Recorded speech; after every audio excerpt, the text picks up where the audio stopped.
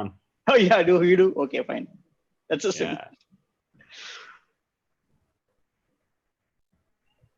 Okay. All So right, we are streaming live on YouTube.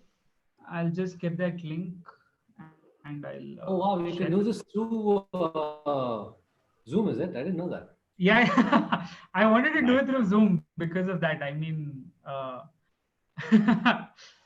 okay. I'll just have to edit the You video a can share the little. link I so I can got tell the- people to come.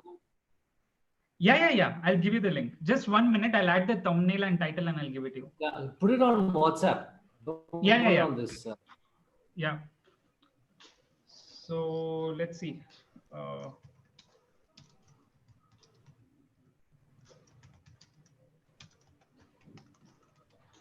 They shared. Siddhesh, is it hot in Pune? Yeah, it's hot, man. It's terrible. Oh,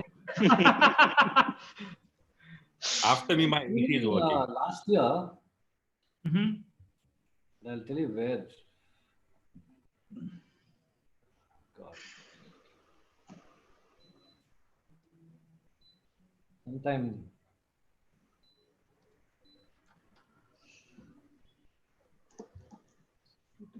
Where are you at, Kuman? I'm Bangalore. Bangalore. We both are in Bangalore. All both three of of us you in are. Bangalore. Hmm. Me All too. three of you. Me, yeah, Nikhil too. Is it Salunke Vihar Society?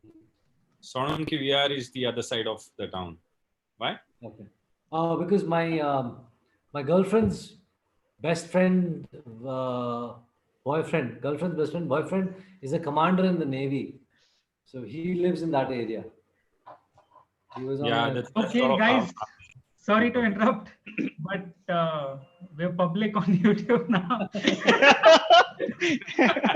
So just 1 second ago it got public, so sorry to interrupt you. But okay, I'll just give you the links. You Yeah. can share it on your personal feeds. And Mithilesh, you can take the link from our YouTube channel. Mithilesh is actually on mute. He's right now in the call. He's part of the call, but he's muted himself. Hello. So- Yeah, Nikhil. Tell me. Yeah, Mithilesh. So I have sent you the link. Okay.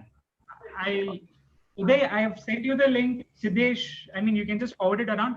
Mithilesh, I want this on all the relevant Facebook pages, Facebook groups, I mean, which we are a part of. And Okay. of course, on our own YouTube feed, it will start coming. So that's not a problem. But yeah, everywhere Okay. else, WhatsApp, Facebook, please share it. Yeah, Guys, I'll you share can it also across. share this. I'll just give you, I've sent the link in the WhatsApp. I've sent the link here also.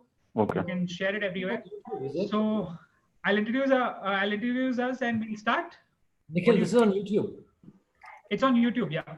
Okay, I thought you were saying Facebook. No. I mean, I'll share the YouTube link on Facebook. I don't want to go live on Facebook. There's a lot more engagement which happens there, and typically on Facebook you need to schedule it beforehand to get traffic. So I don't want to do that simply. When we do it on YouTube, already my 2,000 subscribers would have got notified by now. So Oh, okay. Got it. yeah. So let's get started. So I'll just introduce. Okay. So from here onwards, I'll just stop the recording and start again, and we'll go. Okay. So hey guys, Nikhil here from Home Banao. In this episode of the Home Banao podcast, we have 3 incredible entrepreneurs with us in the home furnishing and the real estate space. Look, we are going to discuss today about the impact of the COVID-19 crisis and what and how the future of home furnishing and real estate space will be shaped. Now, we don't know when the lockdown is going to end in India. We don't know when we are going to have a vaccine for COVID-19 for everything to start settling down.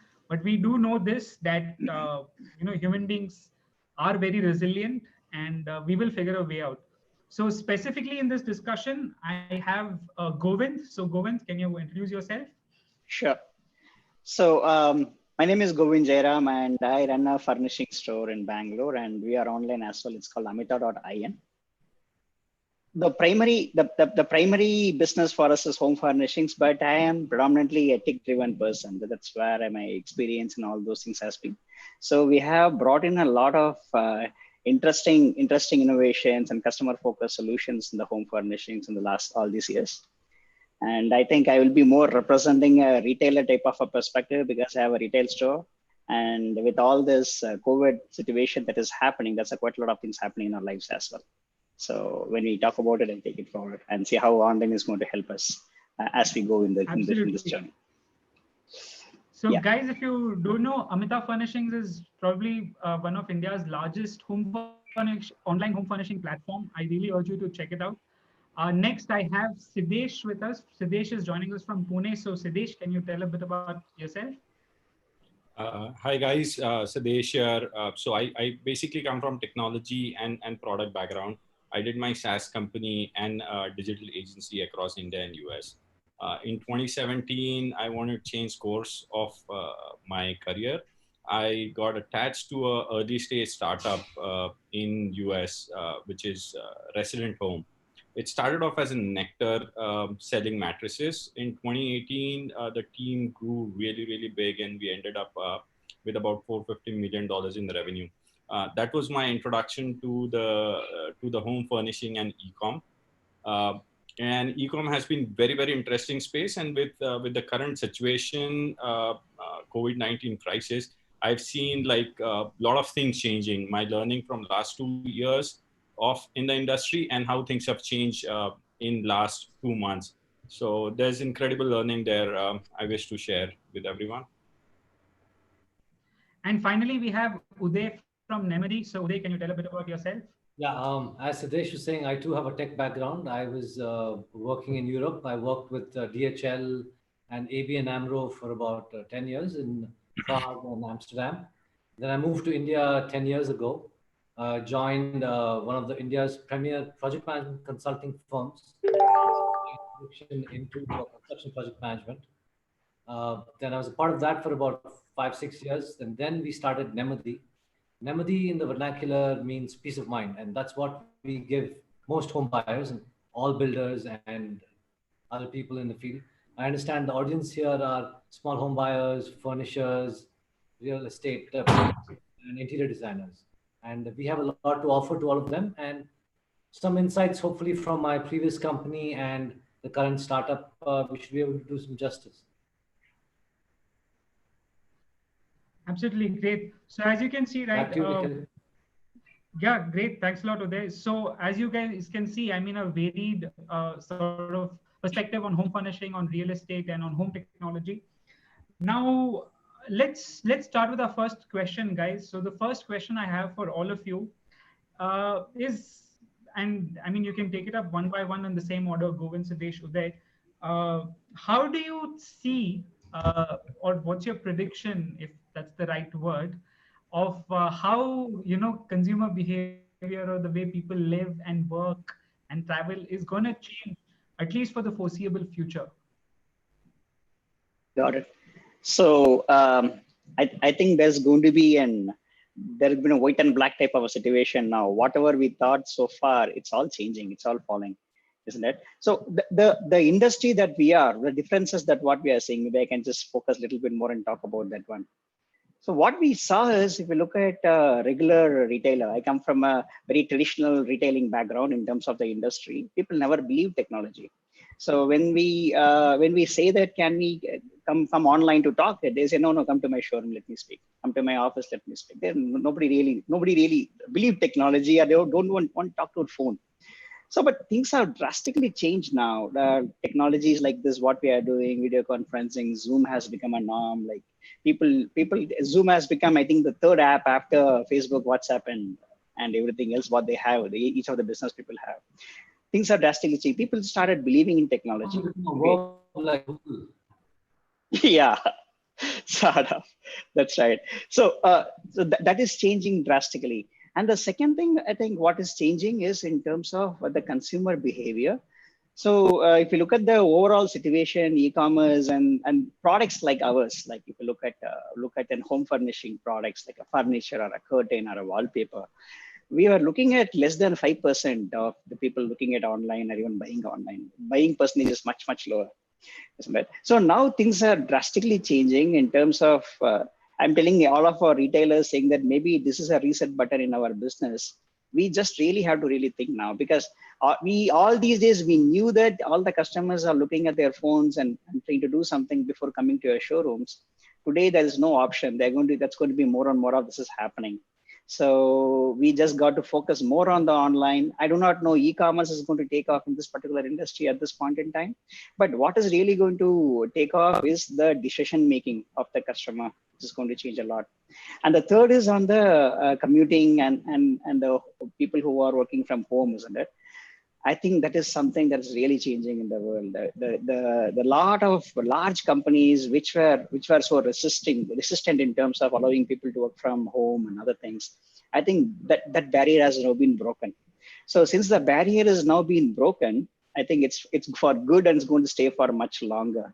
And the companies are going to see a lot of cost benefits out of it and productivity benefits out of it. And I think it's going to stay and it's good overall, I guess.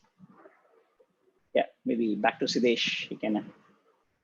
Yeah, Siddesh, how would you like to add to the same thing? Can you repeat the question just to make sure I'm getting the context correct? Sure. So, how do you think this particular COVID-19 crisis will impact the way people live, the way people work, the way people commute, and what do you think your opinion is about this? So I think there's going to be a fundamental change in the lifestyle. Especially if you see India, the population has been concentrated in a few areas like Delhi, Bangalore, Pune. There are these hot centers, and if you look at the population which got accumulated in these areas is usually from the nearby cities. One of the things which is going to change is, people are going to be very, very receptive to working from home, which means everyone is not going to be in one place. There's not going to be a infrastructure load in one place. I see that cities, major cities outside of these hot centers, they're going to develop. We already have the e-commerce infrastructure. We have things moving. Just the population has been concentrated in one place. Now, if you see the population getting, distributed properly, there's going to be less load. So you may see like real estate in these hot centers moving a little bit, people investing more in their house, creating infrastructure, their internet line, home furnishing, they're designing their home for working from home. Many of the people, most of, the focus is not really on home because, if there are couples, their families, all the day you're out, and people are rented apartment, they don't really want to invest money doing their apartments and everything. So we want to see people investing a lot of money in making their home more workable, more functional. The population getting I see population getting like distributed. It's not going to be the concentration centers. And yes, definitely in investing in technology tools and equipments like dishwashers, I see they're going up a big time. So there's going to be a big change. Oh yeah, I'm sure Bosch is doing this, hoping to increase sales of dishwashers. I'm sure this going up. So I see in many ways which we cannot imagine, it's going to change the way we function, because like what we were saying earlier, that it's not going to be something which is after 60 days or 90 days everything is coming back to normal. It'll not happen. It has shaken everyone. It has shaken belief system. It has shaken the systems, the way we function, and everyone is going to come with change to do better and survive and for these kind of shocks in future. Absolutely. And I hope Bosch is waiting to sell more dishwashers. I would actually not mind having one right now in my home. But yeah, what do you think, Uday? I mean, how do you think? Yeah, so I'm a little contrarian on the view. Whatever Govind and Siddesh were talking about, in my opinion, we're talking about the top maybe 10% or 5% of the earning population in India, because those are the ones who have the luxury of moving around, luxury of investing in a dishwasher or a washing machine or standing desk, to take an example. But the vast majority of the population today, even today, live outside the 7 or 10 big cities. And most of them will continue to work in places that are not online and that are not have to do anything with being able to deliver from home. If you take my own company, for example, Nemadi, I have to be able to go to site to be able to do what I need to do. Now, we have a contract with an SEZ where we need to go and check for the quality of construction, right? I can say, fine, go ahead and put somebody there with a remote camera and take a look at stuff. But it's not as good as me standing there and looking at things. Because if you remember or if you know how a camera works, most of them are 2D images. You can't understand, your eye can't differentiate depth. So if I'm not there on site, I can't do any of this. Two, most people will go back to where they were, but it's a question of roti kapra makan. Today they've gone back home because that's the comfort zone, right? I mean, if you think about it, whenever you feel bad or whenever you feel sad about something, you go back to your place of comfort. That today is home for a lot of the people. All these migrant laborers have gone back to where they. But when the economy opens up, they have to be able to earn. They have to be able to put food on the table. They will not stay home. They will come back. There is going to be what shall I say? A movement back of population. Yes, there will be a disruption in terms of timelines, in terms of continuity and things like that. But I don't think it's going to be a change of polarity. So there will be people who will say, fine, I'm going to work from home. IBM for a long time has a lot of working from home. But if you look at a weaver or somebody who's going to cook in a restaurant or somebody who's going to do in construction industry, or even if you look at hospitals, hospitality, none of that can be done from home. Maybe an accounting job, maybe some of these things of analyzing an X-ray, which AI is already taken care of, right? But still, a vast majority of stuff has to be done face to face, in person. What I see this as an uncomfortable roadblock, which one needs to bypass and go to the next level. But I'm sure all of us will come out stronger because we understand, what things are and how things are. So that's it. Back to you, Nikhil. Very interesting contrarian perspective. You know, that will be actually the biggest thing, which if you think of this particular lockdown as a way of I don't know, like if the decision makers think of it as a way of taking the economy. Sorry, I want to sorry, I'm jumping in. Just something just struck me. If you look at what's in and what's happening, a lot of things have been nationalized. I don't know how many have read, but a lot of the hospitals were nationalized out of this whole thing, right? So we don't know what's going to happen in a situation like in India. There was news that if anybody needs to get an FDI, then you need a central government's permission, right? So these kind of nationalization or moving into self-centric will not, it's, in my view, is not very easy for doing business. Because tomorrow, if I need money and somebody is willing to invest in me, and then if I need to go to the government and get option and approval and all that, then it's just going to put a lot of brakes. Absolutely. Yep. I completely understand. So yeah, this will be very interesting to see how we come out of this, not just India, across the globe, because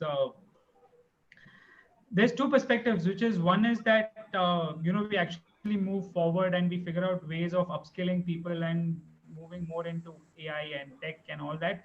But on the entire other perspective, there's so many job roles which require you to be at site. I mean, that's probably 95% of the job roles. So it'll be very interesting to see how we come out of this. There is an entire perception that probably, so there was actually an announcement today that Yogi Adityanath's government has guaranteed like 5 lakh local jobs. So this may actually stimulate the economy in that way, where local economies start budding. And as Siddesh had pointed out, but then that's the whole thing. That's having a very positive outlook. That's not necessarily having a practical outlook. Yeah, so more into construction, road development, irrigation, laying of electric wires, stuff like that. It was all infrastructure related. So it's going to be very interesting to see how we come out of this.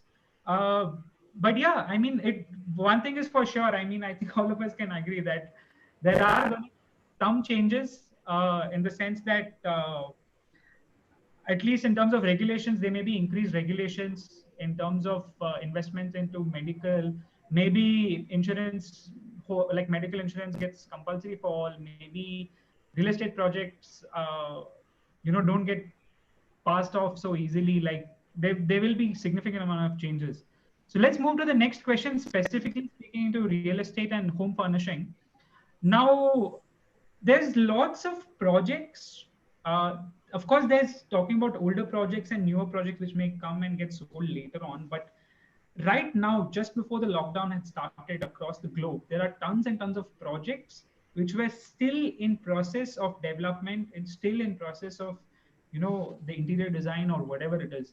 So what are your opinions on that? I mean, how do you think that particular aspect is gonna,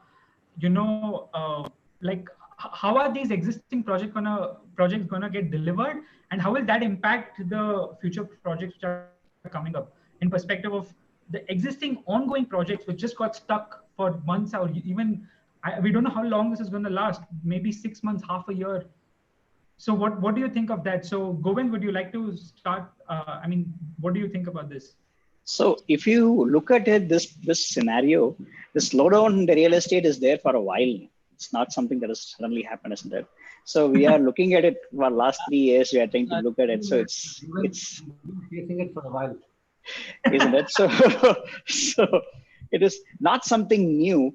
The situation is the same, because we're talking about unsold units across the metros are crossing like 3 lakhs, 5 lakhs. We don't even know the number. It's like everybody thinks for some number. And there's no count either. So there's a lot of stress already happening in the industry, and definitely it has put one more on top of it. And what I really see at this point in time is, see, there was a WhatsApp forward, actually. That's a story. There's a WhatsApp forward. Somebody was sent saying that the real estate in India is going to be doing amazingly great and all those things. And one of the points in that one was, see, we are all stuck inside the house now. So now we know our house is not big enough. Okay, so now if you are a 2 BHK guy, you know that, oh, guy, it's not sufficient with any 3 BHK. If you are a 3 BHK guy, you want a villa. If you are a villa guy, you want a farmhouse, because we all know now it's so difficult to live in a small place. So I was telling this to one of my other friend. It was saying that, man, what do you think about this? He said, man, I think the other way. See, now that we know we have to sweep our own house, we want to mop our own house, we know the 3 BHK is very big. So it's all about different perspectives, isn't it? So we do not really know what's going to happen. Sorry, yeah, Uday. Your voice is breaking, I guess. I think yeah, continue. Go in. Okay, so what I really want to tell is, I really do not know. One thing what I really see is, there are two things that may happen. One is what we are seeing is lot of industries, because China is not a very trustworthy partner across the world. That's what everybody is talking about at this point, isn't it? So India and Indonesia may be the right partners. People can come in. So we may see a lot of things coming our way. Okay, which can boost this particular real estate growth. That's one thing. But there is if you look at the retail sales, every individual. So let's say a lot of these IT people, they are one of the predominant consumers for apartments and other things. It's not sold at this point in time. So right now they all get salaries, companies not firing anybody, and everything is okay. But we do not know what's going to happen after 3 months' time. Okay, and with this future that's absolutely not known to us, how long it's going to continue and anything, I think everybody wants to stick on to cash and don't want to make any big commitments at this point in time. So having said that, I really do not know how this is going to shape up and whether people are going to really buy at this point in time. Okay, I think it's going to be a long winter for real estate for them to get out of this. But what do you think of the ongoing projects, meaning people who made the purchase, meaning people who have actually invested in construction or invested in designers? What do you think happens to that? I think there is not much of a choice there, isn't it?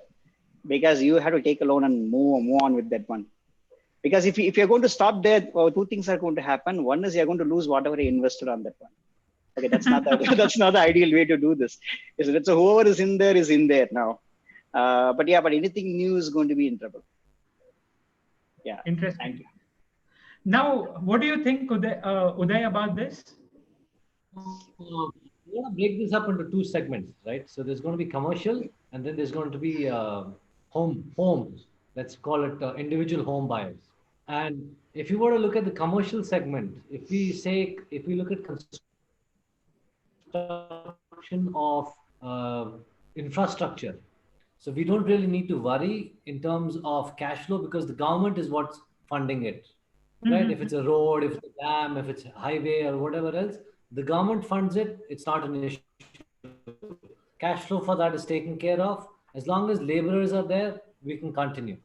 If you were to look at, say, hospitals, hotels, and the rest, commercial buildings, most of these buildings, from my understanding, having worked in the project management consulting, is that they are probably will already have earmarked funds for it, right? In their balance sheet, they would say, I'm going to expand for next year. This is what my plan is, and this is what my funding is. I would have allocated funding either from my own accruals or from a bank, right?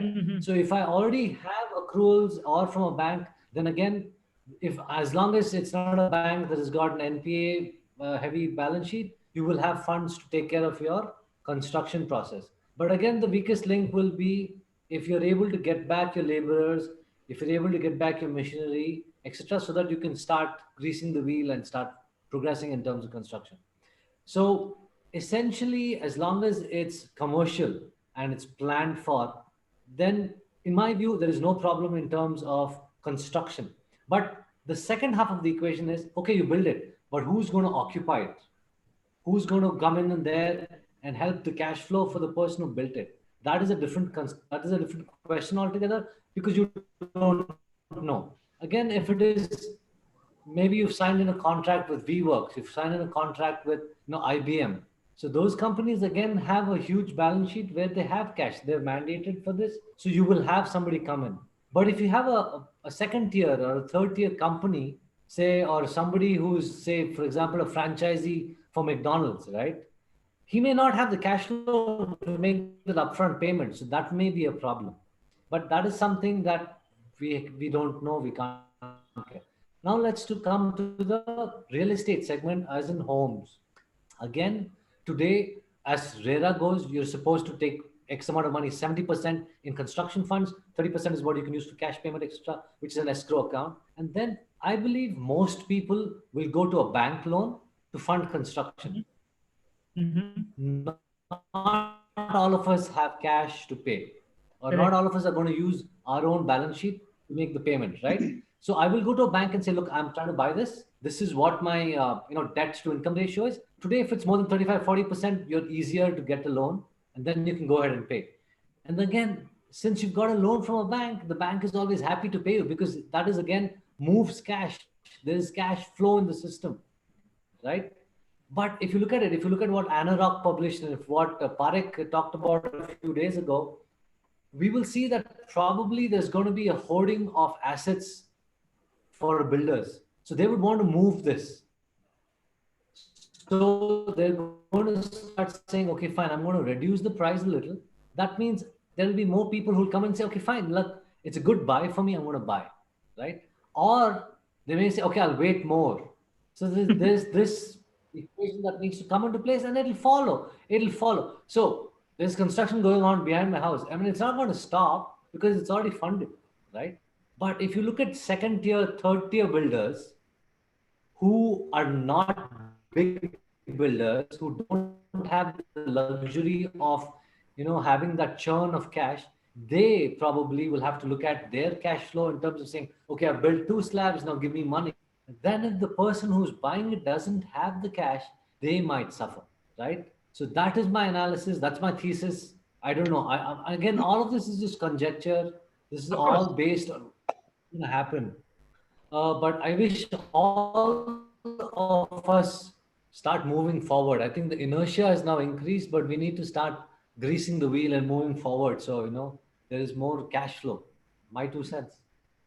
So what do you think, Siddesh, specifically about purchases or people who are planning to do their home interiors who had already started it but got stuck because of this entire thing? I mean, what happens to those projects? And guys, now like today did, he gave a perspective of the builder and the homeowner.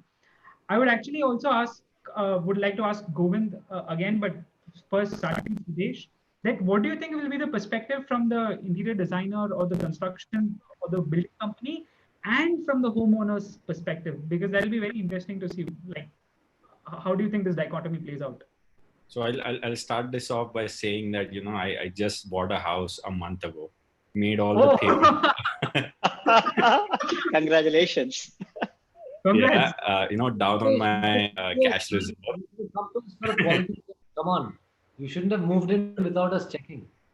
I didn't move in. I just bought. Guess me. I did the paperwork, and after I hear and after I see, the cash flow going tight everywhere, the only thing I thought about, if I had not done, the paperwork, the registration, if I had just done the down payment, I had an option to move back. But anyways, I wouldn't have done that. So, so yes, the idea, when you look at the home furnishing things, I see that people are going, there are two ways about it. So there are certain areas where we'll see things going up. People are sick of doing their utensils and wiping, cleaning their homes. So I see products like cleaning robots and dishwashers will definitely go up. I think Xiaomi has already launched one product. I heard it right somewhere. Yep. So that's one. Secondly, I come from a Xiaomi has come up with a robot for cleaning. Vacuum cleaner and a mop. So would you like? I'll just quickly show it to everyone. So that you get an idea. And Xiaomi being Xiaomi, they have done it very, very intelligently.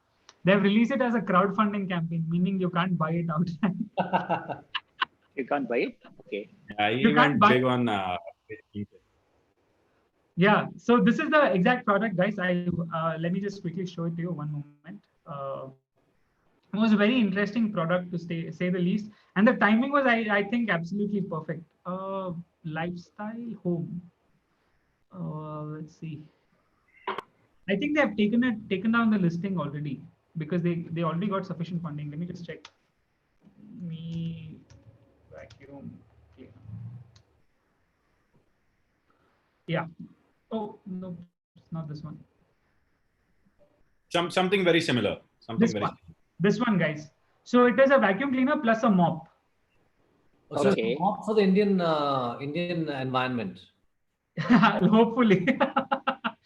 So what they are telling is, it'll be a crowd-funded project, and it'll be costing 18,000 rupees, which I think is a pretty good price. Typically maids get paid about 3,000 to 4,000 rupees in certain urban areas. But yeah, and 10,000 people have already funded it. But yeah, sorry, Siddesh, you can continue. Yeah.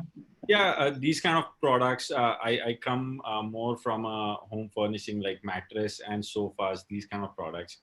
I see people spending a lot on mattresses and sofas because they'll be spending a lot more time sitting on their bed and sofas. So people investing in there. Will this pick up right away? That's a question. In certain areas it will, certain areas it won't.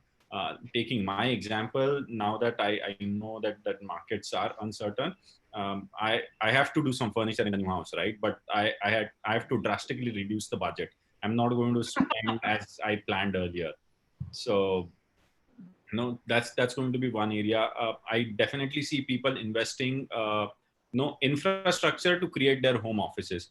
There's not many people I know of have a dedicated office spaces in their home.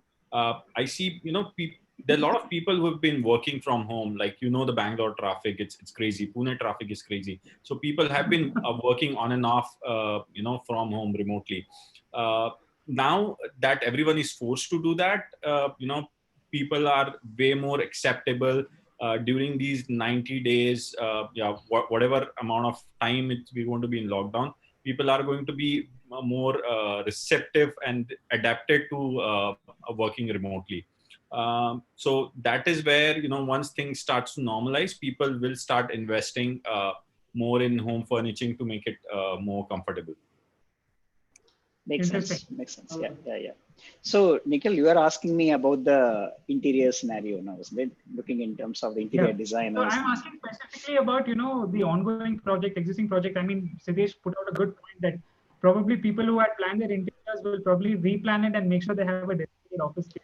Absolutely. I echo the very same view.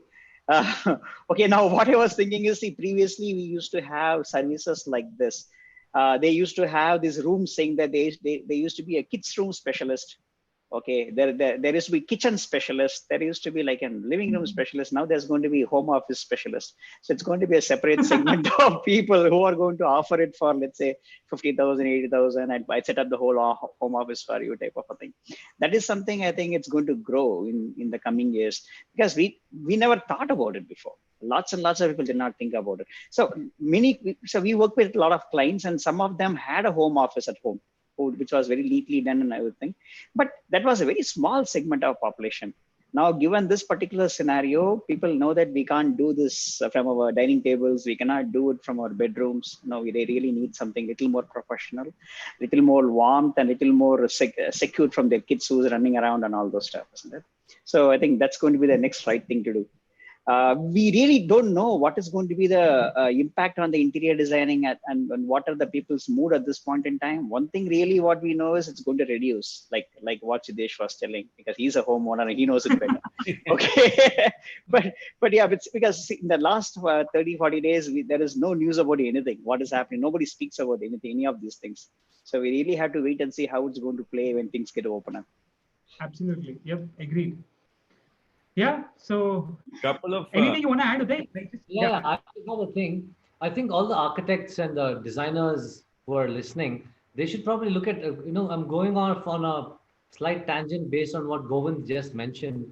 So there are rooms today that are, not specific. For example, there's a children's room and a parents' room at most, right? But if you were to look at somebody who's got the capacity to buy a 3 BHK, right? The designer could look at doing it in such a way that it is a convertible room, right? In case it needs to be, it could be made into a work from home office. And if required, it could always become a bedroom or a guest bedroom or something else. Yeah, right? yeah. Because what are the chances that somebody is going to use a home office, quote unquote, permanently? It may not be as useful a room, but a guest room is more viable in the Indian scenario because we have a lot of people coming home, spending time, uncle, aunts, grandfather, parents, etc. Right? But then if you have a home office, I have a standing desk here. मैं कहाँ सोऊंगा? निदे बताला. But if it's convertible, if you can move furniture, if it can be docked, if it can be, the kind of things that they do in maybe Korea or Japan, where things can be adjusted and then moved into the walls. I think that is something that would be a huge design advantage in a newer home. Or even if a furniture can be built that way. I mean, if Govind is telling me that, okay, I can buy this, desk that can fold into the wall, right? I would buy it tomorrow. Or a staircase that can just fold from outside. That would make sense, right? So that is something that would be really useful. So Siddesh, you wanted to add a couple of points? So, going back to construction and, real estate market, how it's going to turn. So if you see broadly, there are 3 ways real estate, or 3 or 4 ways real estate can be broken down. One is like manufacturing and bigger units, right? Mm-hmm. Second is more of offices where, people go and work. Then third would be retail spaces. So retail would be anything, restaurants and all these places. And then comes residential. So plus government infra projects. So government infra projects, I think, like Uday said, they'll be on, and that shouldn't be a problem. In fact, they'll get distributed. I see this all going very distributed across geography and not being very concentrated. Second, we see there's lot of countries already talking about moving their constructions from China to India, right? A lot of countries have shown their interest. So I see once the movement happens, there's going to be a lot of construction activity in those areas. Retail spaces would automatically go with the population, where the population distribution is going. And coming back to the residentials, I think residential is going to do better. So there are again two angles, as Govind mentioned earlier. There are two ways looking at it. One is people going to set up their home offices, so they'll feel need of an extra room, right? Depending upon the affordability, there's going to be investment there. And most importantly, the amount of population is not reducing. I mean, it's not.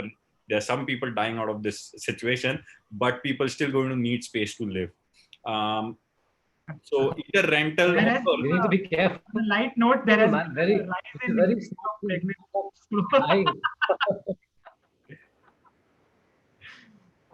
yeah. I mean, sorry. Continue.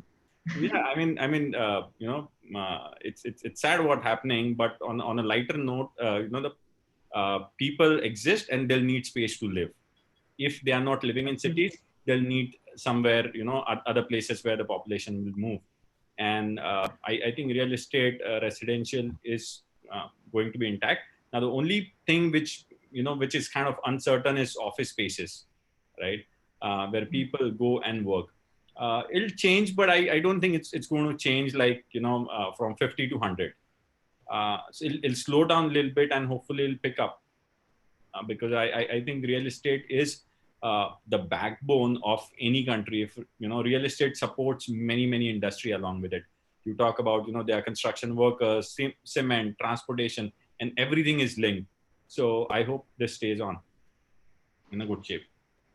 So we actually have a question in the comments related to this discussion which we're having, which is, guys, how do you think the migrant labor issue will come into play in terms of completing the project? About that. I think Abhishek Verma asked that question. I spoke about that. Yeah, see, it comes down to a situation of roti kapda makan. Absolutely, yep. Right? So, I mean, the old thing. So today people have gone back to makan because they feel safe.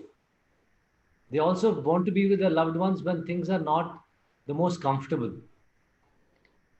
Right? And then, I mean, you've had people who have cycled 1,000 kilometers, gone on a bike 200 kilometers, pick people up. I mean, that shows how strong people are, but they do it. But at the end of the day, if there is no job for you there where you are, I mean, if you've gone back to UP, if you've gone back to Chhattisgarh, if you've gone back to Gujarat, and there is no construction happening, right? You don't make a living, you don't make a roti. You have to come back. So if you look at that, if you look at the whole chain, your railways is going to make money, your buses are going to make money, you're going to have people who are selling food all around the things are going to make money. And then, but one thing, construction will probably get delayed. Yes, no doubt about it. Because now there is inertia. Everything has to start. And now there is, I think, government mandate that you need to have doctors to make sure that all the labor camps are looked at with thermometer. And there is something so that people don't, if somebody there catches an infection, don't spread it. Right? So all of this is adding to the inertia of what is already there. Yes, it may not jack up like that, but it will probably slow. Maybe 1, 2, 3 months, people will slowly start coming back. Obviously, there are going to be a lot of people who are like, "Arey yaar, chhod. Bangalore, too much traffic. I'm not going to go back." But there are other people who are like, "Boss, lovely weather. I want to go back." So there are always people who will come back, this or the other. Yeah. But one thing that I like about that is also in terms of furniture. I'm sure a lot of people are going to start looking at now furniture that can be stacked or furniture that can be folded.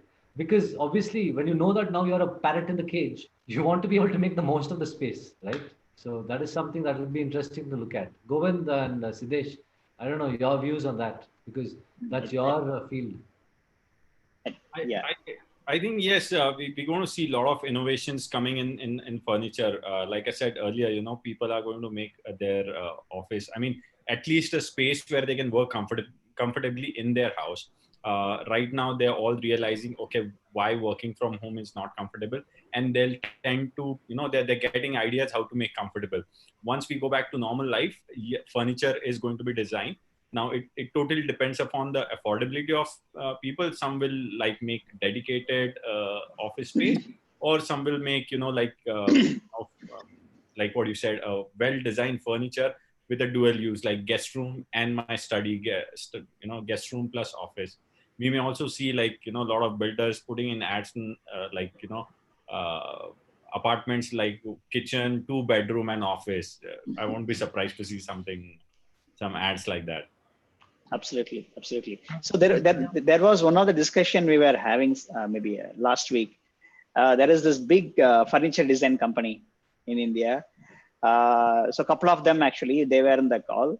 So what they were telling is in the last 1 month, they had done 6 months worth of work in designing, because their people are at home and they're designing like crazy, and people have ideas all across.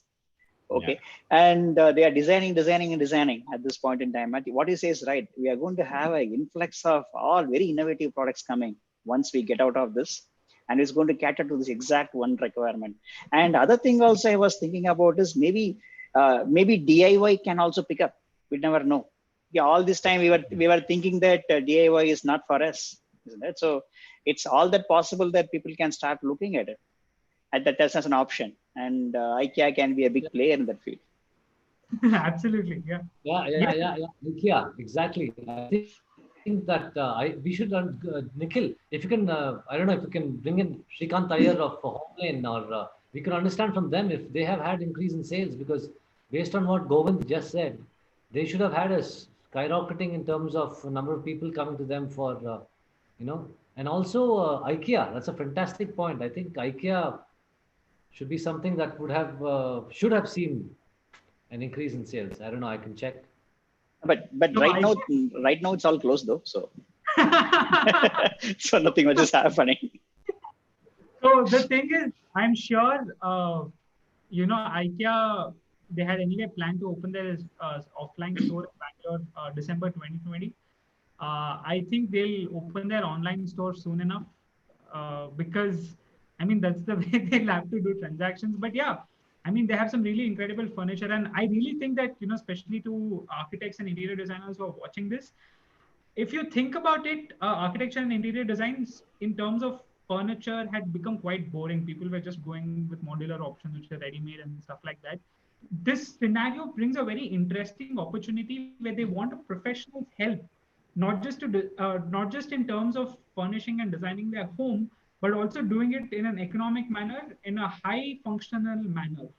Because they no longer, as Sudesh, who recently bought the house, pointed out, his budget is, of course, reduced significantly, but at the same time, he wants a lot more functionality out of that house. So this is where designers come in, right? This is the opportunity.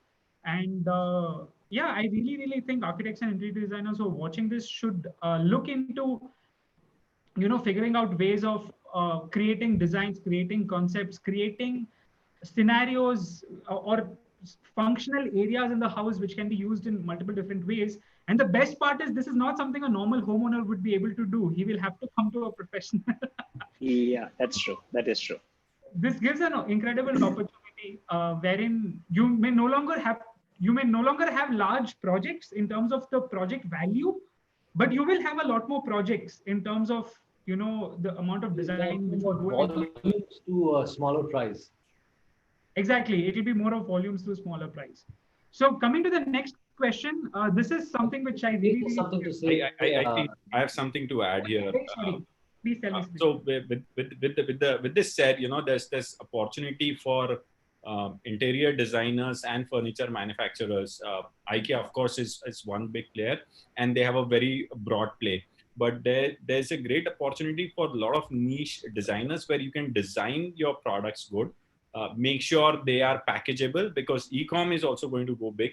Instead of being very, very broad on design, you focus on like 1 or 2 products, super functional, does their job well, and build yourself niche in that, right? Once the product is designed, and then it's going to be shipped. And that's going to be a good space which is going to come together. And you mentioned about IKEA launching in Bangalore. I'm not very sure if you guys are aware, but IKEA was planning to, IKEA is one of the biggest stores after Hyderabad, was supposed to go live in April or May because they had some PR that it's going to be launched, this summer. And Mumbai. before In launching, Mumbai, right? they start, sorry? It was in Mumbai, right? It was in Mumbai. So they had a strategy. They have a very strategic location. It's not Mumbai. It's New Mumbai, which is, pretty much once you start entering, it's 2 hours drive from Pune, 1.5 to 2 hours drive from Pune. So you cover both the cities very nicely, huge facility. And they had already started shipping online. So yeah, wow. so I think since December, they were doing their, advertisings, and they put billboards everywhere in Pune that, okay, IKEA delivers online in Pune. So yeah, so they've been delivering here now. Of course, the deliveries are not on, but that's a very good model, and they're going to see a big pickup. And lot of furniture, lot of the local furniture stores, they have been importing from China through various vendors. I think that business is going to get affected, for two reasons. First is, IKEA is going to offer a lot of things there. Second is variety, which IKEA is going to offer. And third, I think there's a lot of negative sentiments around China these days. I've been talking to a lot of people. So more than the product and value, the sentiment is going to play a big game. That's true. Absolutely. And yeah, I mean, one of the good things is people should really look at IKEA because they anyway design their furniture, as you mentioned, in flat packs, which can be shipped. I really think a lot more people should look into that, especially interior designers and architects, because it's a tremendous opportunity. Like, completely agree. Yeah, Uday, you were adding something. Yeah. No, I was talking about the negative sentiment that a lot of people have towards China. I think it is. I mean, if you look at it historically, it's always been there. It's always been at the right. It's always been below the surface. And whatever you say, yes, there are a lot of people, a lot of Chinese products which are fantastic. For example, a lot of iPhones are made in China. Xiaomi is from China, which we spoke of just 2 seconds ago. But there are also a lot of products that are not specifically very good. But at the end of the day, as an entrepreneur, if you're looking at margins and if you're looking at volume sales, then I mean, if you don't go to China, where else do you go? Yeah, that's all I have. That is true. That is true. I mean, let's see. A little bit to add here, from a completely different perspective. So right out of the college, I worked in a support center, right? A technical support center where I used to pick up calls from US. And apart from India, there was another country which was big on this, was Philippines. And Philippines was amazing. India had advantage at that point of time that India had, the education system had English in there. Long story short, now when I, a couple of times I called to some technical support and I talked to people from Philippines. And I remember like 15 years ago, how Philippines used to speak English and how they speak now. It's like, it's surprising. It's absolutely surprising. You feel like you're talking to someone sitting in America. Wow. That big of a change. The reason I'm mentioning it here, it's also going to be applicable to China. Right now, China understand manufacturing very well. They know they have systems and processes. It's going to take time for India and other countries to build that. Now, across the world, if you see every little thing, either the front end or the back end, China is there in each product. The world has realized that. I think the manufacturing process will get distributed. Right now, everyone was making a short decision that, okay, I need this now. I know it. I get it in China and I get it cheap. Let's go there. Now people are going to rethink, and that's how the manufacturing going to get distributed globally. Absolutely. Of course, it'll take maybe another 5 or 10 years, hopefully earlier. But yeah, it'll move. Okay. So,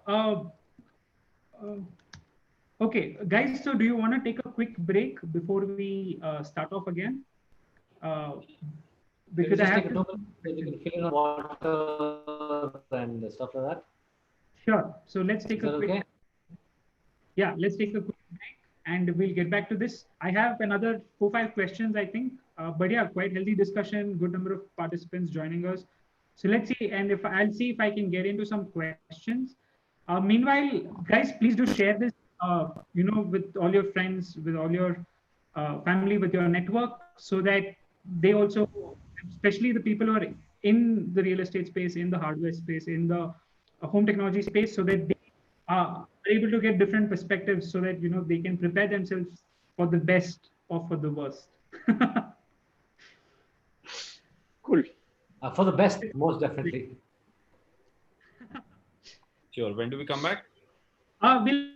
We'll get back in another 5:50, 5 minutes, so about 5:55. Okay, cool. Okay, fine. Yeah. So I'll just quickly moderate through the comments and the viewers. I'll just interact with the viewers a little bit. By the time, guys, please take a break. I'll just, you can pause your video and pause your audio. No problem. Okay. Okay. So for the viewers out there, I mean, please do leave some questions, because it'll really help us towards the end of the session to answer some questions of yours. Let's see if I have some questions here.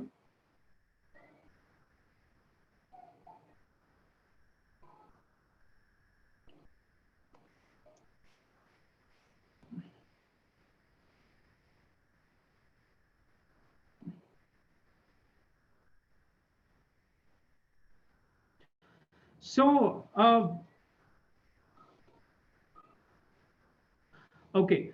So I want to ask all the viewers out there, I mean, if you have any specific questions related to home construction, home interiors, or home technology, because we have a different range of perspective of entrepreneurs who've worked in this space for quite some time, we'll be able to get in different insights and different perspectives, maybe even be able to answer your questions. So please don't forget to ask your questions in the comments. It takes a couple of seconds. You can very easily ask the questions in the comments. Just for the people who are joining in right now, this particular sort of live broadcast was around the topic of home construction, home interiors, and home technology, and the real estate space, how it will be impacted after this COVID-19 crisis, and how we will be able to sort of cope up with it, the way which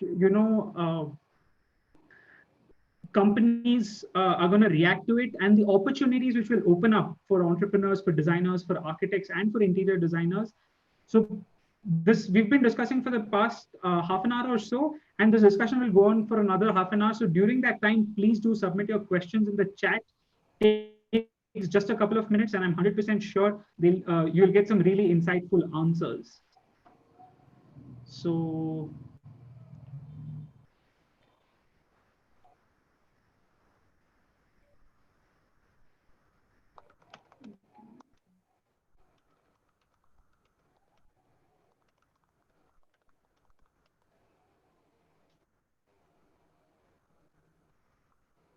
Hey, sure, man.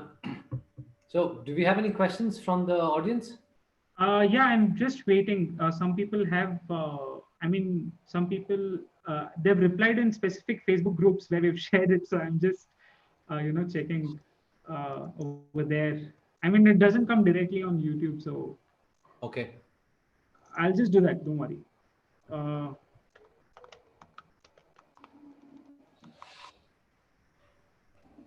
Okay. Let's see. Okay. So who's joined back? Uday is back. Perfect.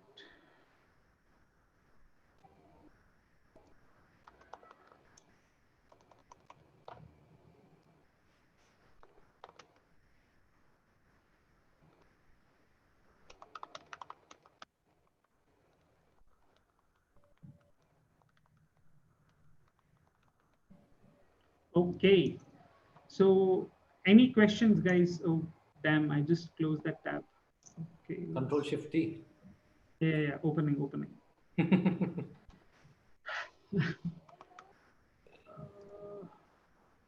Okay, so we have some questions from Sharad. Just a moment.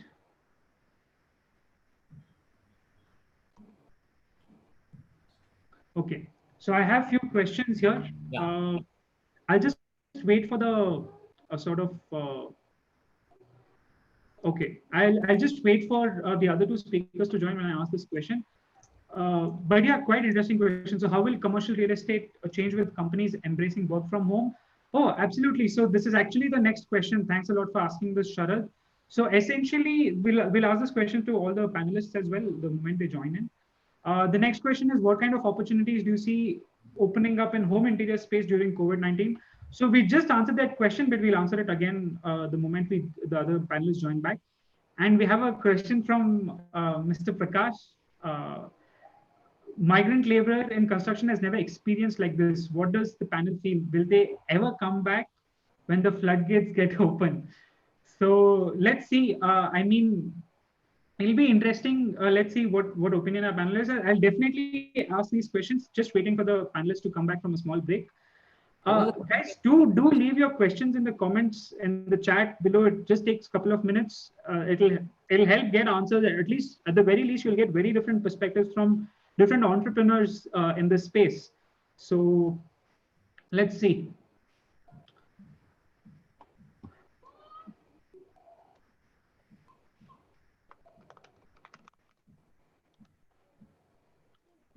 Okay.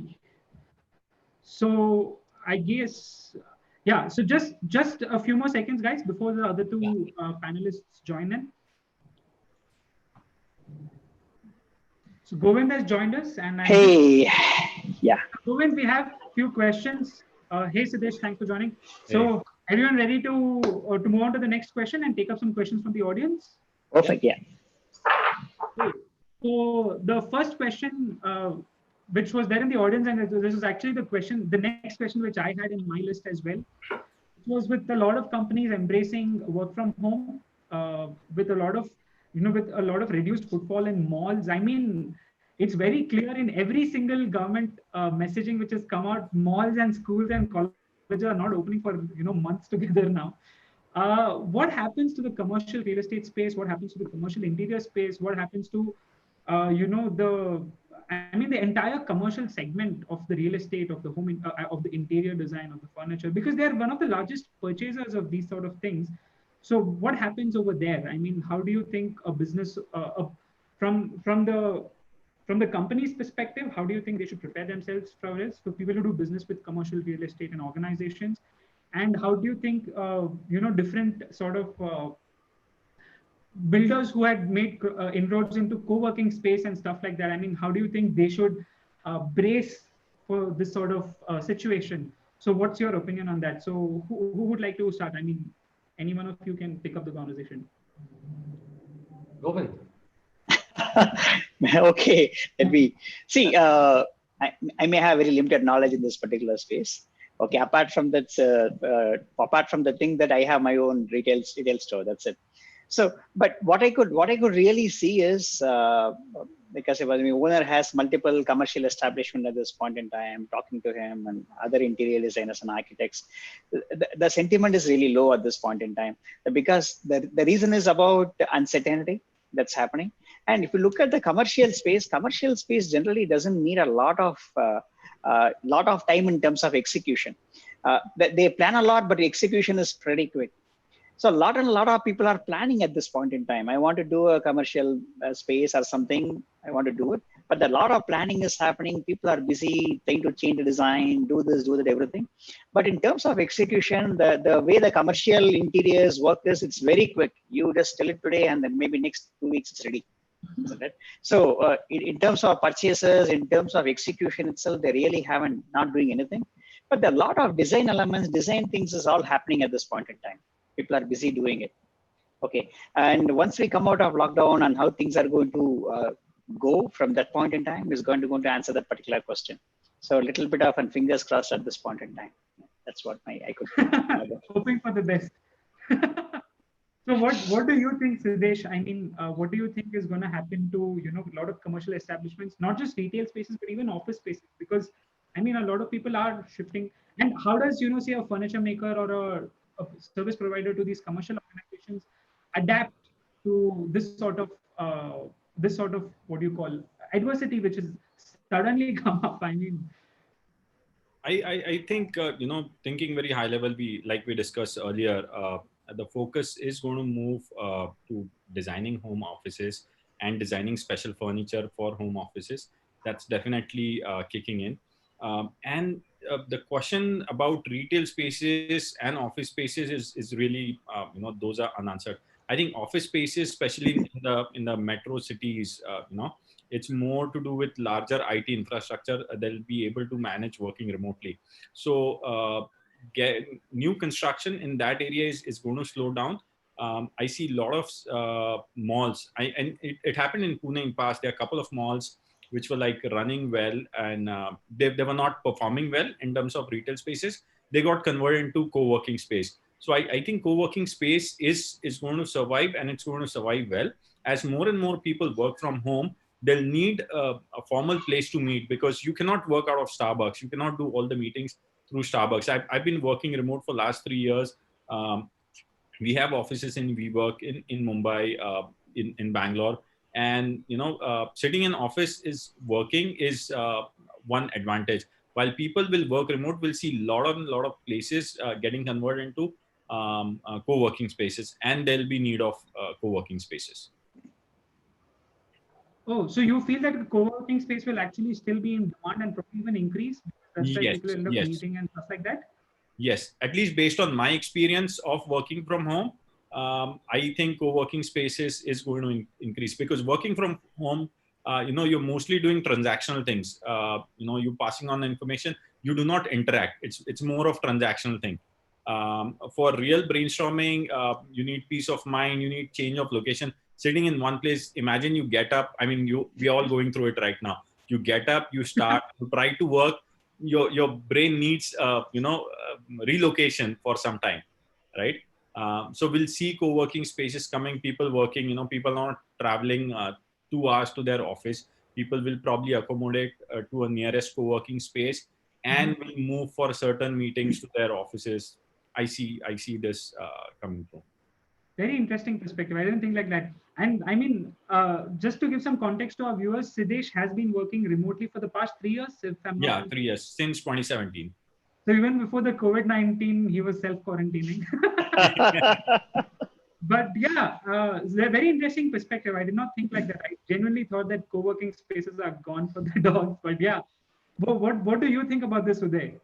Yeah. So again, let's look at it from the perspective of the person owning the commercial property, right? So until now, there was cash flow for him, because either the people who have leased it would have made an upfront payment for X number of years, and then you have a monthly installment that comes through, right? Again, there could be storefronts that pay them based on whatever criteria.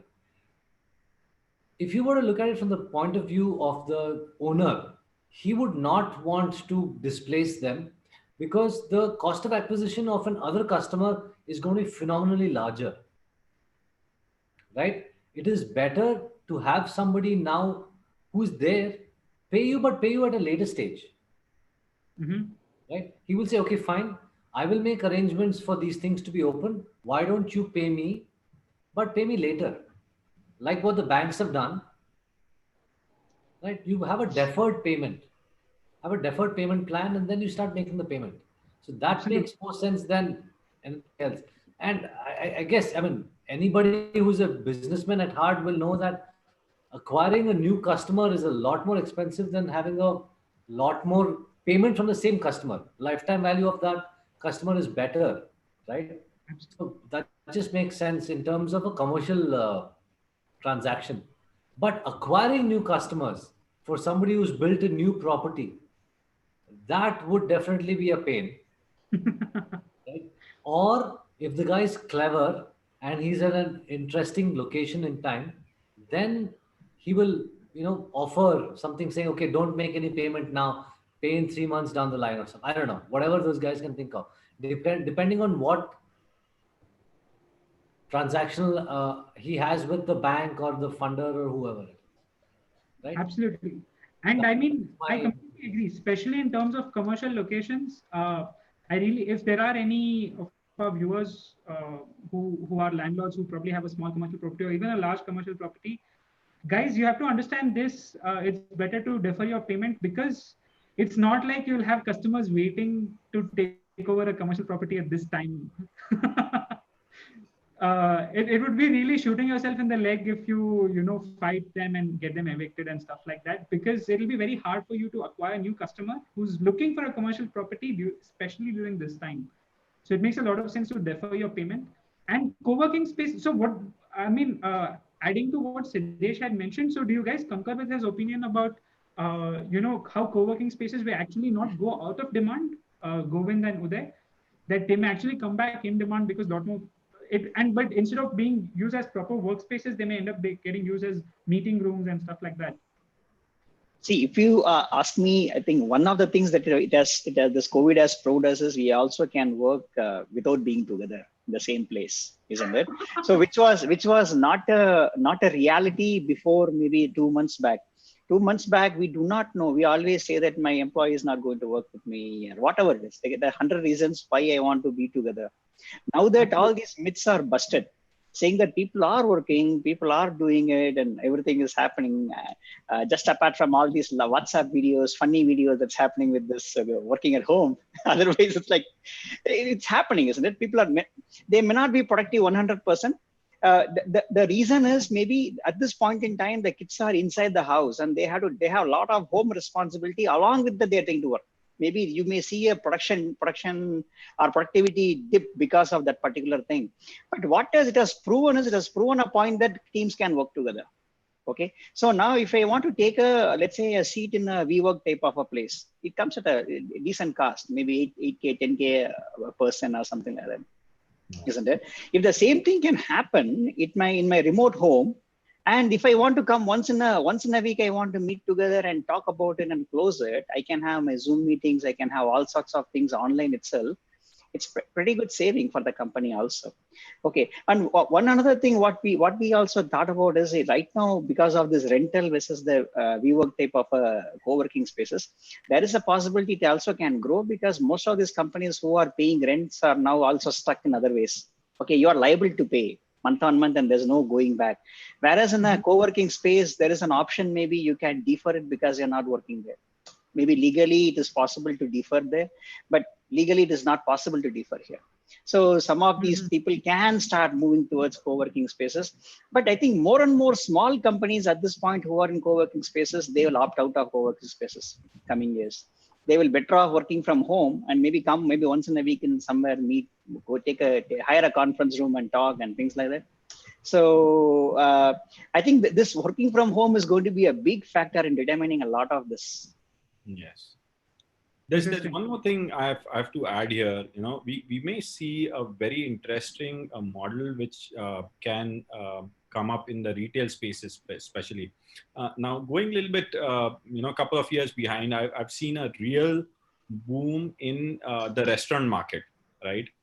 There's a lot of restaurants opening, everyone trying their experiment.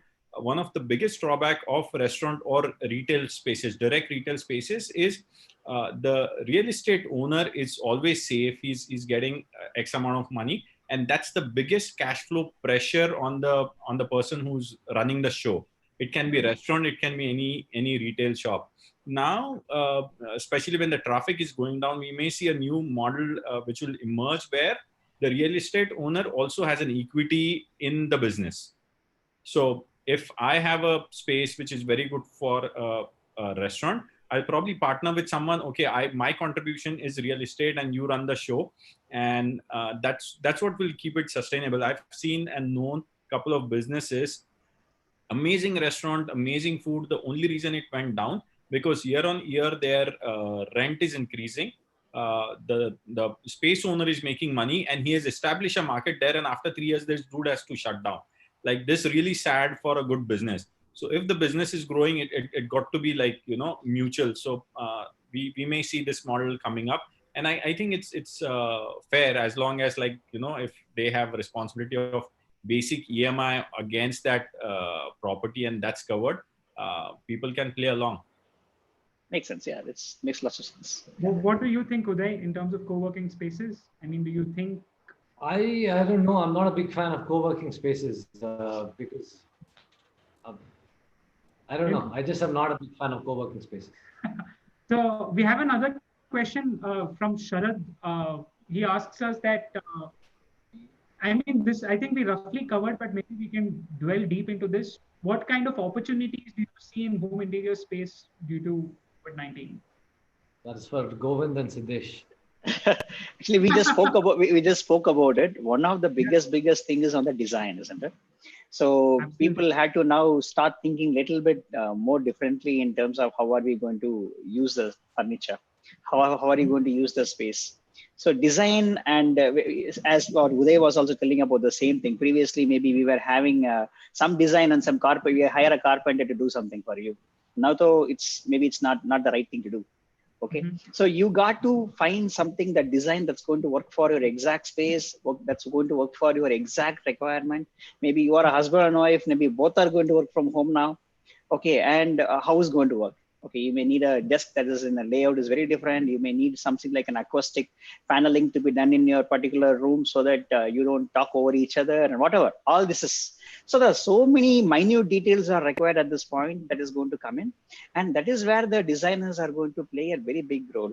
And for that, the designers have to first learn about all these things, because this is pretty new, even in our own context. We never thought about it before, isn't it? So yeah, okay, all we knew is how to design a home theater. Okay, but the home theater is a completely different construct when compared to a situation like this. I think there's a lot of opportunity for them to learn for designing something very specific, and customers are going to stick to them when they do that one. So that's my take on that. And Siddesh, I mean, you could like just repeat your answer here. Yeah, I think Govind already covered a lot of it, and we talked about this a couple of times already. There's one more interesting aspect, which will come in here as an opportunity. Is a lot of people going to start working from home, at least in a technology space, or whoever can, which means they'll have more disposable time staying at home. If you I know people who are traveling like 4 hours to and for to office. Now in this space, once people have time, they want to spend more time doing hobby or spending time with family, doing something creative. I for my son and myself, I got like paint and colors. My kid is spending time doing gardening, as we all home. So these kind of things, these kind of spaces would have a lot of opportunities. We are not very big on home and garden category as such. It's more of home and furnishing. If you look at US and UK, there's home and gardening is a big section, and I see those and other hobby related things coming up big. Makes sense. Interesting. So another question, interesting question again from Sharad. What kind of survival methods are being adopted by real estate firms? I mean, what do you think, if any innovative sort of examples which you can give, which a real estate firm should try to adopt or figure out? I think one interesting answer which Siddesh had mentioned, that they may have to work out different revenue sharing models with their tenants rather than just being a pure like a subscription or something like that. But yeah, any other can you just go a little bit more detail in that answer, and any other ideas or opinions, guys? How do you think real estate firms should survive this particular crisis? I think Siddesh and Uday are better to take this. Was done under the bus now, huh? Govind? Yeah. Yeah. Yeah. So again, Siddesh, okay, go ahead. No, I said I was saying that you get started with this. Yeah, real estate. I mean, when he says real estate, he's talking about the home segment, or he's talking about the commercial segment, right? It's two different things. Nothing specific. He's just mentioned real estate firms. Okay. If it's for the commercial segment, we already spoke about it in quite detail, talking about most of them are already funded because they have it on the balance sheet, or it's funded by an NBFC or funded by a bank. So you're able to get cash flow. What's lacking today is cash flow. It's not anything else. There may be illiquid cash because nobody's buying it. Even if you have property, you can't sell it because it's illiquid. What matters today is liquidity. So that is what the RBI has done in terms of pumping in cash and stuff like that. But if you're looking at the home segment where people are building, I believe if people are following what RERA has mandated, right, you need to have 70% of your cash in escrow for that particular building. Then again, it shouldn't be a problem because you have already done what you're supposed to do. The other thing is, again, what is the percentage of the pie where people are paying out of pocket for a home they're buying? Very few. Hmm. It is most of the people who are taking a loan from a bank and then paying, right? And today, what can happen is, okay, if you have taken a moratorium on your payment, then you'll end up paying more interest, but you still won't lose your home. Mm-hmm. Unless and until the builder, for some reason, is unable to get raw material to build. Then at the most, the home buyer is not paying an EMI because the next slab has not come up. Correct. Correct. Because that's the way today people charge, right? Charge the next slab and then you pay. You put the next slab and then you pay. You put the next slab and then you pay. And then you have a certain amount of down payment that's already made. So it all comes down to how a builder is able to plan his cash flow along with his contractor and their subcontractors, what their conditions of contract are, and then go ahead, right? There was another question that somebody had asked, which The talks next question. about, you know, So, Siddesh, you want to add anything, or I'll move to the next question? I think just couple of lines. So like I said earlier, we can see a new model emerging, especially in case of retail units, where restaurants and other retail units come in, where it's going to be more of co-share or vested model in terms of retail revenue, because we want to see the retail going to be a bit slow. Secondly, coming up with more innovative ways of using the retail space. If you ask me right now, do I have any examples? No, but I'm sure we need to have some kind of innovation there, how the retail space is going to grow. Coming back to the real estate firms, now real estate firms need to go back to their financial modeling altogether. Mm-hmm. Right? They need to look at how their funds are moving. While Uday mentioned that there's going to be funding from banks, and there's institutional fundings. But one of the other side of this is, if there's not enough sales, the funding is not going to help, because it's just taking up your money. So it goes back to the financial modeling. I registered for one course yesterday, which was around finance. This is very interesting. If you can share your screen and share this guy called Anil Lamba, and it's amazing content and how business can how businesses can design their entire financial stuff. Gives very good insights. I'm halfway through. Anil, ANIL.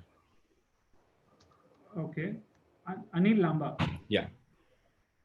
he's the one who's the author of Romancing the Balance Sheet, right? Yes. That's a beautiful. That's a book. That's a balance sheet for. That's a book for. That's the first website, anillamba.com. The balance sheet and P&L before. Yeah. It talks about basics very well in terms of balance sheet and P&L. Yeah. Yeah, so they just launched an online access, and this very cheap compared to what their programs are, and real amazing stuff. So I think a lot of business owners should go back, get the basic financial knowledge of modeling their business, remodeling their business. And he gives like some amazing examples. One of the things which was one of the videos I came across was, how do you sell, how do you sell making a loss but making a positive contribution margin? Contribution margin. It's all about contribution margin, right? So Yeah. every time you make a sale, the contribution margin adds to. So, I mean, for our viewers, can you just tell in detail what does contribution margin mean? I actually myself don't know what that means. So, can you actually? Well, I don't know. You had the latest session. So contribution margin is let me simplify it completely. So in your business, there are two types of costs. One is fixed cost, like your real estate, your rentals, and your people cost. There are some people which is you're paying. There are other costs which are variable costs, which means, for example, if I'm running a Facebook ad for my marketing, it's a variable cost. Once my cost is on only when there's a sales. Now there's a math when you do around contribution margin. There can be places where you are selling at a loss, overall loss, but you're doing a positive contribution margin. When when your numbers go up, the sales number goes up, you actually start adding a lot to the profit. That's high level. I'm not an expert, but What he's trying to say is to be a little more. So you need to sell a number of units until your fixed cost is covered, yes, right? So because whatever you do, you have a certain amount of fixed cost. yes, Then you have a variable cost on top of that. So your variable cost is every unit that you sell will add to the variable cost because it's variable. It depends on the number of units you sell. But fixed cost is your rent and everything else, irrespective of what you sell, you have the fixed cost. So until you sell X number of units, you will not have made that cost of the fixed part of it. Then after that, whatever you sell, you will add a contribution over and above what you are covering for your fixed cost and your variable cost. That is the variable, that is the contribution margin. So you need to have a positive unit economics yeah, for this to work. If it's a loss lead, then if that's the only product or something that you're selling, then it doesn't make sense because then you will always have a loss. Yeah. Okay. Yeah. Okay, so if it is positive economics and you have contribution, then after your sales cover your fixed cost, then it's all profits. makhan, baby. Yeah, exactly. So it Okay. looks very logical, actually. Yeah. Yeah, it looks very logical. A very interesting way to think about managing your And that's one of the biggest formula most of the businesses run on, positive contribution margin. You can be negative on everything else, but you got to be positive on contribution margin.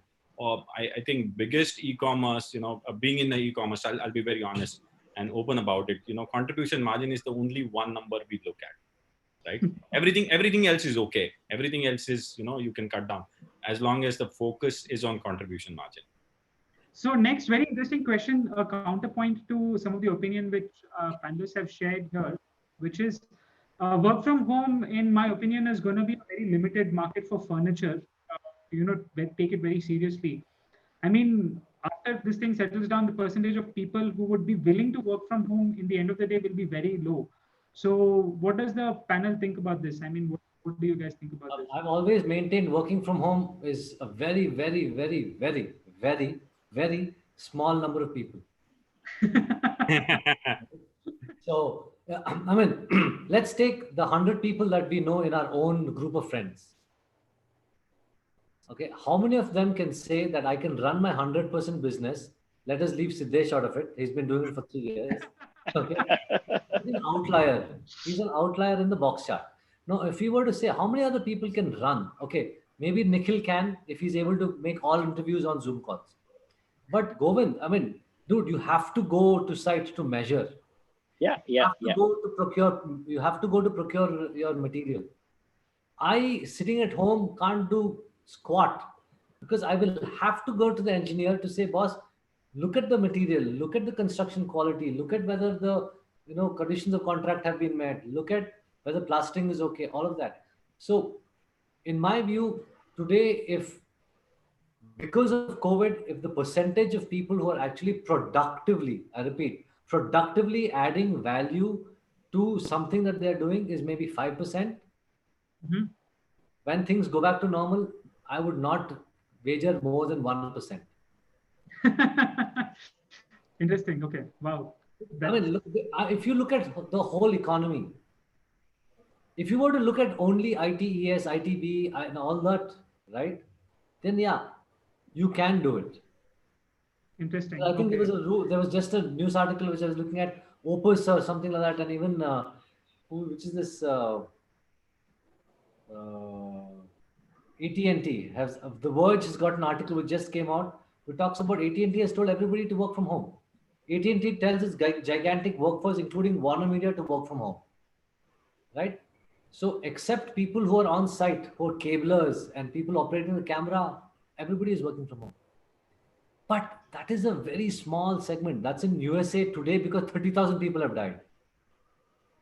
India, I mean, we have really done well in terms of maintaining this. And come on, yeah, think about us. Us Indians would hate to stay at home. पानी पूरी खाना है, वड़ा पाव खाना है, भेलपुरी खाना है, coffee पीना है, चाय पीना है. It has to happen. Otherwise, it's not good. And there is an unintended negative consequence to this, which people have not mentioned. Domestic violence is through the roof. Yep. Right? I mean, that is a very sad part of it. None of us spoke about it. But you're stuck at home with somebody who's abusing you. That's very bad. So it's a sad thing, right?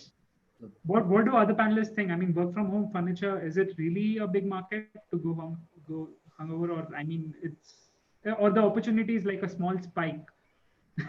I don't know if it's big or small, but I think there's definitely an opportunity, and those who want to make through it, they can make it big. I mean, even when you say it's a small spike, or it's a small number of population, but looking at 1.3 billion people, I think small is, if you make it there, small is going to be big enough. Yeah, I understand. Yeah, I echo the same point in view as what Desh was telling, because the reason is this: if you look at the apartment buyers or a villa buyers in the large cities, isn't it? And like what maybe 50-60% of people are anyway in IT background. So if you look at this particular segment of population, retail real estate or apartment type of real estate, then there's a huge scope for them to work on this one. But it may not be something, I understand this point, it's not sustainable. For example, let's say after maybe 1 year, we all get back to our normal lives. This may not be the point of view, and everybody may not think about it. That's definitely true. Agree. Okay, but at this point in time, there is an opportunity for the interior designers and architect to differentiate themselves from anybody else in this particular crowd. Okay, so other day I was talking to a friend, and we asked him, what's the next big thing in an apartment construction? What is the big thing that's going to change in the apartment right now?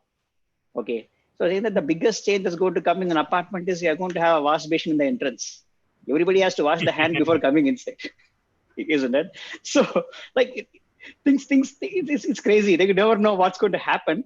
But I think there is a lot of awareness at this point in time around this, and it's going to go. It may not be forever, but at this point in time, though, it's a big differentiating factor for an interior designer or architect when they talk to a client. Govind spoke about a lot of people buying, right? The report that just came out from Anurag mentions top 7 cities in India that had sales for last year. Only, can you guess the number of units that were sold? 4.6 lakhs. Top 7 cities. So it's not a very large number. But in terms of quantity, it's quite large. 4.6 lakhs times crore for each apartment is quite a huge number. Yeah. Right? So, but if you take the number of them, even if you take 10% of the 4.6 lakhs, only 46,000. That is across 7 cities.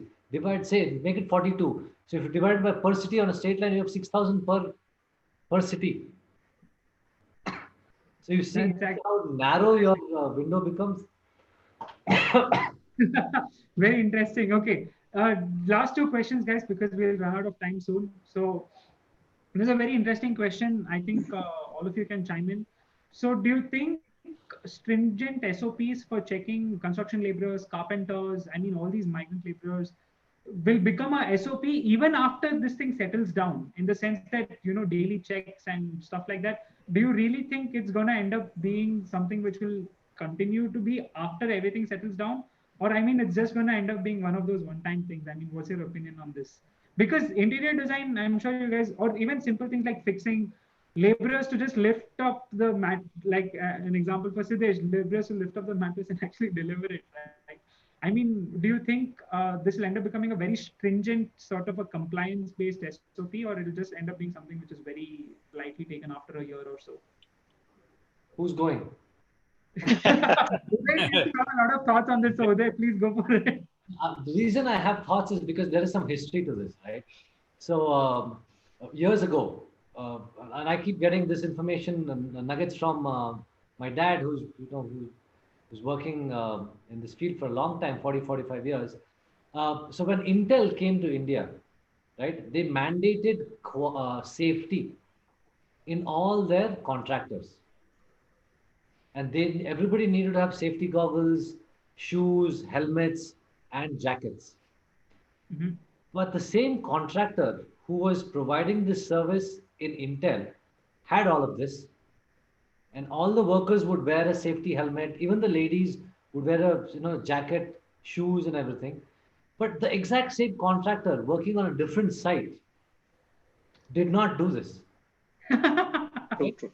Because remember, this has got nothing to do with the contractor. It's got to do with two other things that have got no locus standi with the contractor. It has got to do with the laborer himself or herself who's willing and comfortable to work in that. How many of them have you seen wear a steel-toed shoe and walk around? For them, they're like, unless and until you say, paisa katega karo, they will not do it. That's true. That's one thing. The second thing is, this thing is an investment on the part of the contractor to provide all of this equipment for all the laborers on the ground. Now, that is going to increase the cost of his contract by a percentage or two. A percentage or two on 200, 300, 400 crore project is a lot of money. So what the builder is going to say, I want you to reduce the price. And what will the contractor reduce? The most easy thing, the safety part of it. Because he can make do without that today. Correct. Right? Now, if you look at the same scenario in terms of COVID, post-COVID, Nikhil, what happened? Yeah, continue. Yeah. So what happens is then, unless and until it is a mandate that you have to do it, then nobody will do it because it's a cost that they will have to invest on. And it's a headache. Have a doctor not only in the tenements of the laborers, but also when there is movement happening. And then the doctor has to talk to every laborer and say, bukhar hai, nahi hai, bukhar hai, nahi hai, bukhar hai. What happens if the laborers all en masse take crocin and come to work? Nobody will have fever. Right? So you can have false positives and false negatives. So all of this is something that needs to be thought of. It's not going to be easy to implement tomorrow or to switch off a button and say, tomorrow all sites have to have COVID monitoring. Kal se shuru karo, chalo. Not easy. Interesting. What do you think? I mean, Govind and Siddesh, having worked with carpenters, having worked with these, people who Govind specifically having worked with people who install wallpapers, working with these laborers who carry mattresses and furniture and stuff like that. I mean, do you think this will have to be a very stringent SOP, or how will this end up impacting? So, see, my thought process about the whole situation is maybe what Uday said as well. I reflect on a very similar thing. If you look at let's say, installer who's going to install some brackets, or a carpenter who's going to do it. If you look at a scenario in the US, they have safety gloves, they have this, they have that, they have goggles and everything. Maybe a couple of years back, we tried to do all these things. We got our people and said that, guys, you had to do it. We ordered for all the goggles, we ordered for that, everything. Okay, they had to wear some sort of a jacket and this, that, everything. Okay, it lasted for a couple of days. That's all it takes to get out of that. It doesn't work. So they say that kaise drill karunga ye gloves pehan ke. Like, how will I even do this? Isn't it? So I think it's more a mindset thing. Even if you want to do it, it needs a lot of education in that particular point in time. First thing. Second thing is, I think this is very difficult to mandate in a country like in India, isn't it? We can't really mandate. We can. It's possible in US, but their costs are also equally high. A carpenter earns as much as a doctor, maybe. Okay, as much as a policeman. But our disparity in the economic statuses doesn't allow us to do a lot of these things. Okay, that is number one thing. Second thing is, I think this is an emergency situation where we have all these SOPs and everything is guidance and everything is coming. Okay, post we have certain solution for this whole thing. Everything else has to ease off by itself. Otherwise, it's not practically possible for us to go and check the temperature of everybody every day, isn't it? It's very difficult. So it is. I think it's a time we have to be very cautious about it. But once we move out of this particular situation, I think we should just chill out. Even government itself has to eliminate it. It can't be a norm forever. That's my take. What do you think, Desh, about this? So coming a little bit to... like your opinion, particularly because there were reports yesterday that a delivery person from Amazon and Flipkart was diagnosed with COVID-19. Yeah. So what? Yes, like... I think it was Swiggy in Delhi who delivered pizza. That's what I heard. As far as deliveries are concerned, Nectar is selling mostly in the States and UK. So deliveries are on, they're very much on. And so far, I mean, US is the pandemic is so big that you don't know what's going on and who's responsible. So they're openly accepting it. And at the same time, people are ordering online and they're getting the mattresses delivered and the furniture delivered.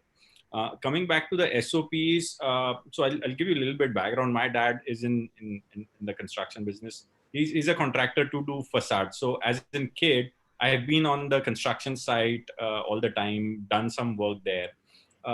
SOPs always existed. SOPs, the safety and security SOPs always existed. No one really followed.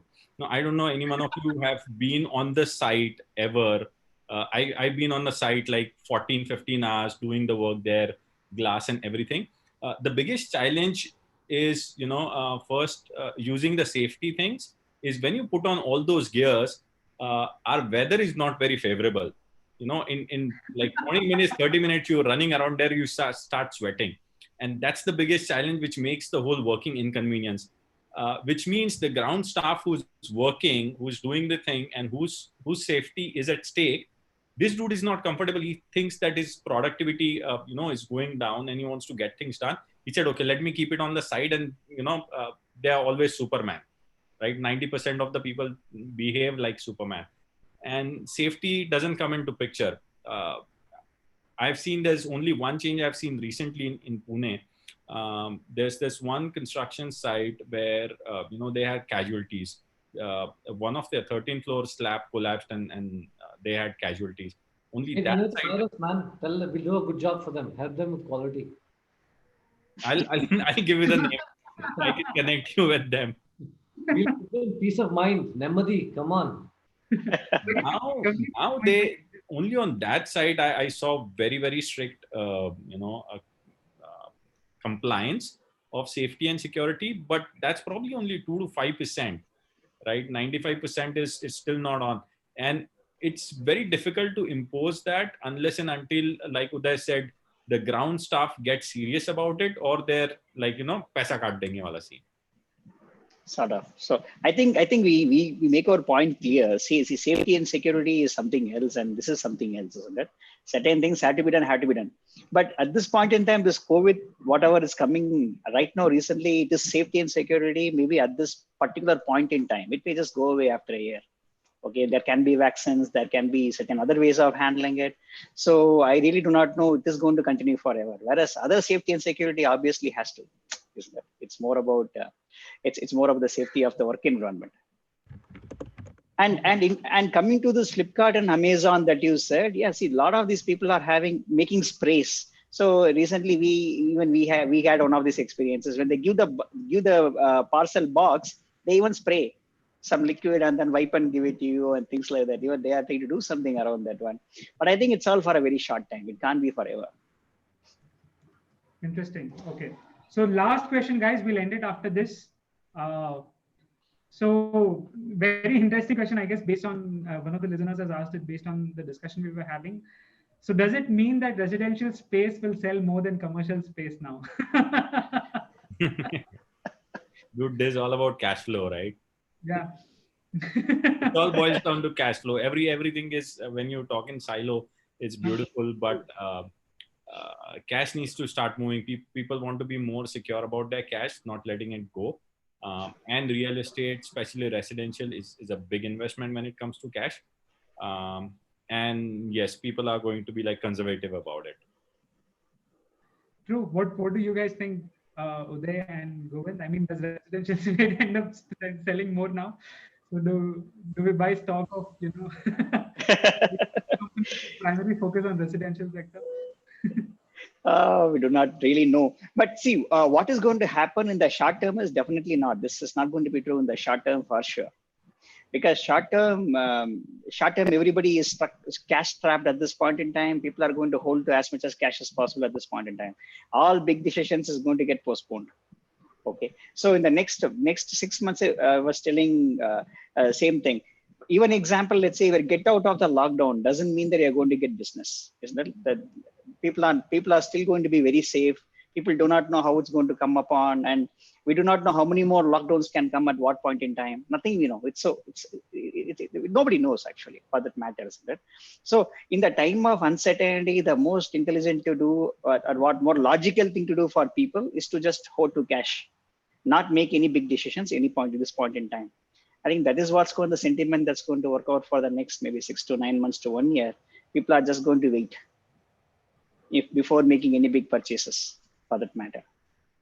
And that should involve retail. When residential people, definitely they are going to hold on for some more time. I guess they are not going to make immediate decisions. That's my What do you understanding. think? Yeah. So again, contrarian view as always. Uh, Look, let's look at this in as he said, in silos, right? If you look at people who buy apartments today, after RERA has come, okay, first before that there was your your cash that was all taken out. So there's hopefully a lot of people say there's no cash in the system, which I don't know.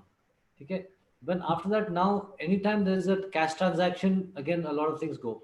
So most people, at least in the tier 2 and tier 1 cities, are always buying with an EMI, or there's a capital investment sale that they've made and they're reinvesting on that.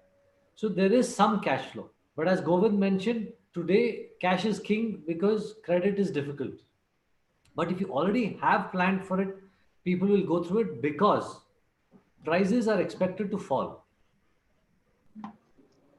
Right? So because it may fall 5, 10, I don't know, whatever basis points it will fall, but it will fall. And once it falls, people will hopefully buy it. And in India, if you look at it, people have bought two things all the time: gold and property.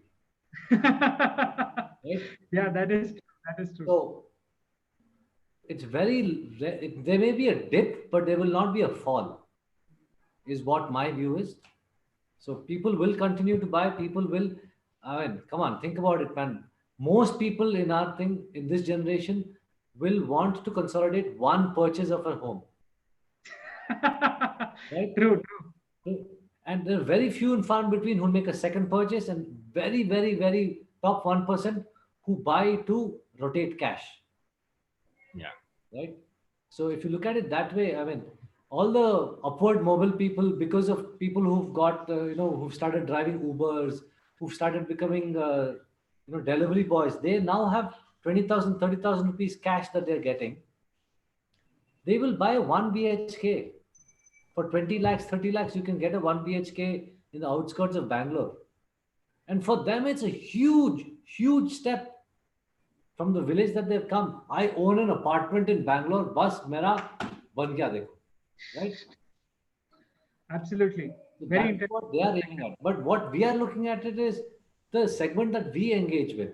People who are buying houses at 3 crores, 2 crores, 10 crores. I don't know if you knew this, even during the time when there was no cash in the system, the biggest selling segment in Bangalore was ultra luxury apartments, 6 crore and more. Wow. Yeah, that's Same true. in Pune. Same, okay. Highest number of apartments that were sold were that. We are working with one of the apartments today where they are selling at 14 to 25 crores. We are doing third-party quality audit for that. There are people who are investing 10 crores only in home automation for one apartment, which is selling at 14 crores.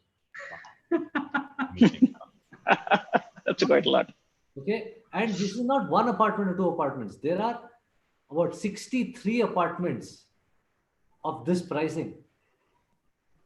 And they were sold long back. Wow. Interesting. Great. I mean, sorry guys, I overstretched your schedules by some extra time, but I think very, very interesting discussion about how, it will be impacted, how the home furnishing and real estate space will be impacted.